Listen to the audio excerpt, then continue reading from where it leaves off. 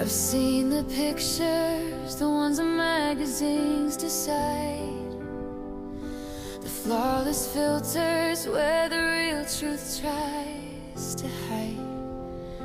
I watch the world chase after fleeting empty gold, a hollow story that's been endlessly told.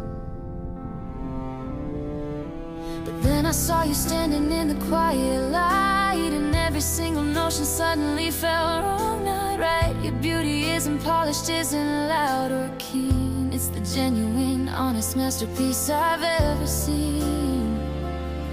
It's in the kindness hidden in your gentle gaze, the way you